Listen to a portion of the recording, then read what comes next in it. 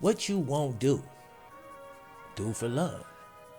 You try everything, but you don't give up. Bobby Caldwell. Usually I start these videos out with some profound quote, but today, I don't know, that one just seemed fitting. Today's story is of a man who loved the game of football so much he was willing to borrow someone else's identity, all just to become a 30-year-old backup cornerback at the University of Texas. This is an old one, but it's a good one. So do me a favor, man, click the thumbs up button. Also subscribe and click the bell to become a part of the notification gang. Other than that, you already know what time it is. Cue the wang.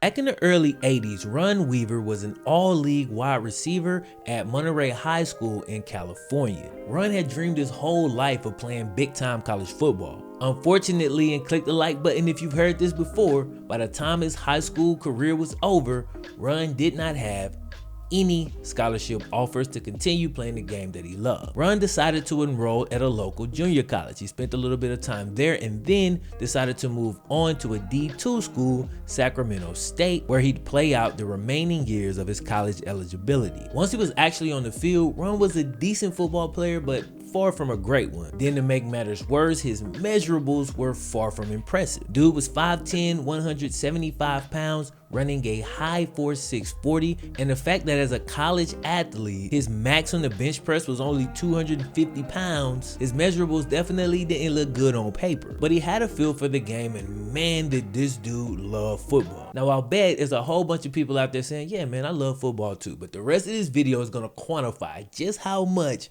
Ron actually loved the game. Check it out. With his college eligibility used up, Ron's next logical step was to go pro. He tried out for the Houston Oilers. Hell no. He tried out for the British Columbia Lions of the CFL. Nah, son. He tried out for a Montreal franchise of the World League. Don't call us, we'll call you. At that point, it seemed it was time for Ron to join the rest of the world and get a 9-to-5, as his dream seemed to be over. With his head down and a gleam in his eye dulled, Ron returned home to help run the family liquor store, a long-standing offer that dude had put off for as long as he could. He worked at the liquor store for a few years until he was offered an unpaid coaching assistant job at his former junior college. Ron loved the game, so he jumped at the opportunity. He didn't care about the money. He just wanted to be around the sport again. So he gets there and he starts coaching, right? And he's demonstrating the drills, and he's like, damn, I'm still pretty good at this, bro. I can still do this. And also, if you've been away from the game for a while, but you just really been watching from like a bird's eye view, you start to pick up things that you didn't even know you was picking up. And then by the time you get back on the field, you realize that your mental game is sharper. Not to mention, I'm willing to bet he was doing like pseudo line releases, like walking through the liquor store.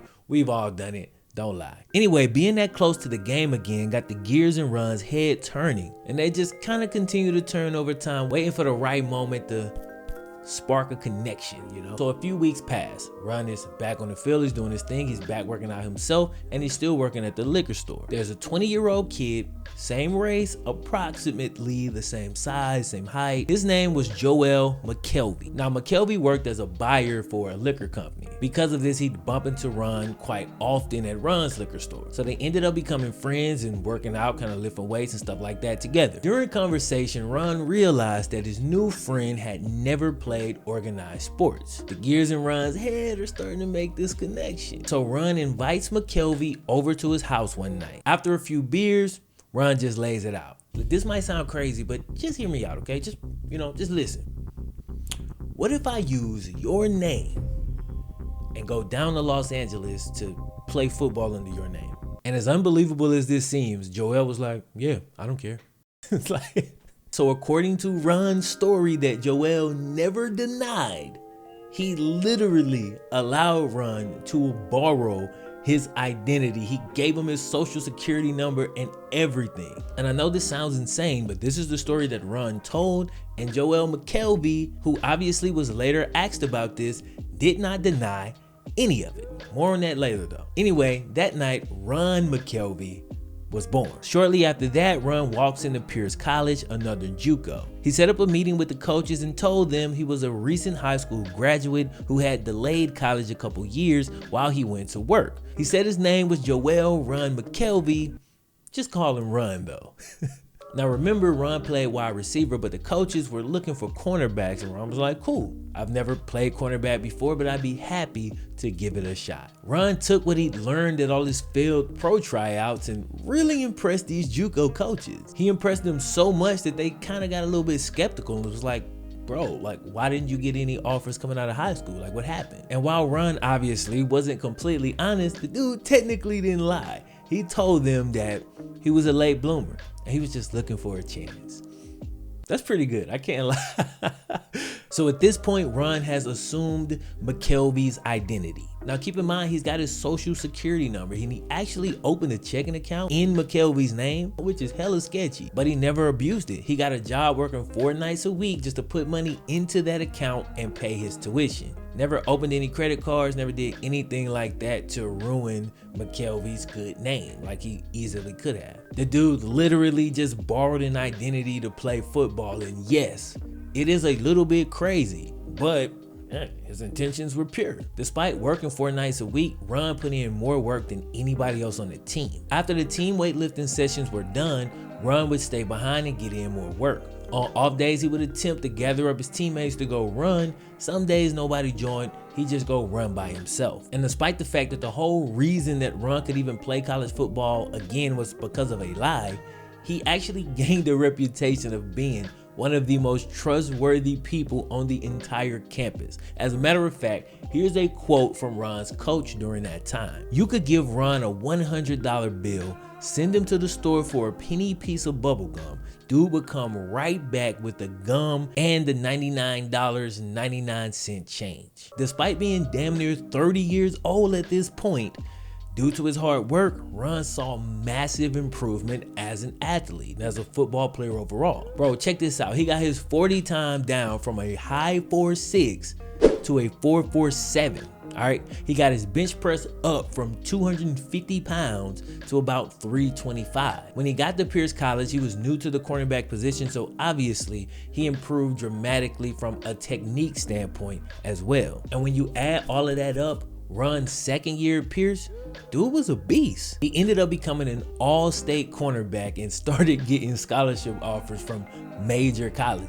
Obviously, he had a little bit of an advantage because this was his 6th year of college football, but still. In 1995, Ron's dream that he should have woke up from a long time ago actually became a reality.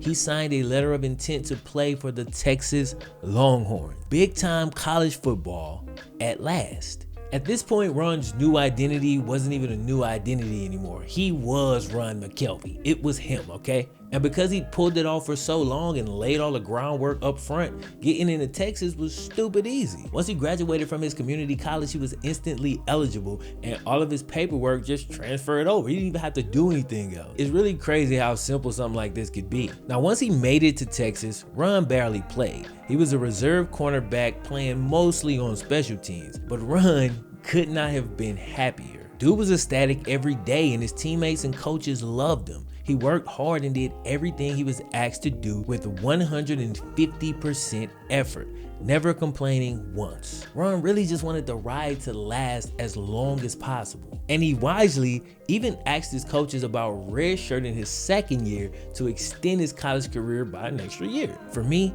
it meant another year I could play, another year longer. You know, playing football is a reason not to grow up.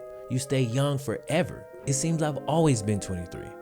For a long time anyway. But all good things must come to an end, and during that 1995 season, just before Texas was set to play in the Sugar Bowl, a writer named Richard Martin abruptly awoke Ron from his dream. Richard published a piece in a local newspaper called The Californian. He exposed the fact that Ron Mckelvey was actually Ron Weaver, and the 23-year-old backup cornerback was actually a 30-year-old now playing in his 7th season of college football. Now at this point in the story, we're basically in the 3rd act, and honestly, we all know that what Ron did was wrong, but man, can't help but feel bad for dude that everything just kind of blew up in his face like this. We all know that technically he had no business playing his 7th year of college football, but bro, he wasn't really hurting anybody. They could have at least let him play in his first major bowl game. Like, that probably would have made this dude's life. But unfortunately, somebody figured it out tipped off this writer at the Californian, and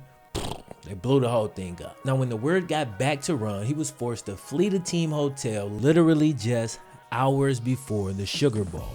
Because it was Ron's doing, Texas suffered no consequences besides a bit of a distraction prior to that game, and they did go on to lose in pretty convincing fashion, but no forfeited games, no lost scholarships or anything like that. Now, had Ron been like the starting quarterback or like a star player on the team, this could have been a way bigger deal, but because he was just the backup to play special teams, like it just kind of blew over. Nothing happened. When the Texas authorities contacted the real McKelvey, here's what he had to say. I'm not gonna accuse Ron of anything. If he says it happens like that, then let it go. So whether Ron was lying about some of this stuff or not, for whatever reason, McKelvey held him down. Due in large part to that statement, no charges were filed against Ron, and he walked away pretty much unscathed. Today, Ron works in the restaurant business in San Diego, where he's doing well for himself.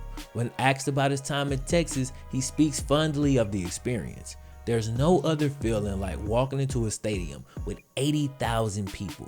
We played in front of maybe 10,000 in Sacramento State, so it was a huge rush to play in front of 80,000 in Texas. I don't know what skydiving is like, but it's gotta be that same feeling. Ron Weaver's crazy story became known as UT's roster imposter. Still, following the madness, all of his teammates and coaches, or at least the majority of them, have extremely fond memories of Ron. They all say he was a great dude, great teammate that worked hard and had a whole bunch of school spirit. Go figure. Now, Ron's teammates were initially shocked when they found out the truth, that this dude wasn't who he said he was. He was completely faking his identity, and he was a whole nother person that was 30 years old. But after his closest friends on the team spent a little bit of time thinking about it, it started to make sense. One of Ron's teammates said that he'd wake up every single morning and start brewing coffee around 7 a.m. in a bathrobe. He'd then take his coffee, go sit down, cross his legs, and read the newspaper. Ron's teammate said at the time he really didn't think much of it, but years later when he turned 30, he realized that, yeah, that's pretty much 30-year-old behavior. Well.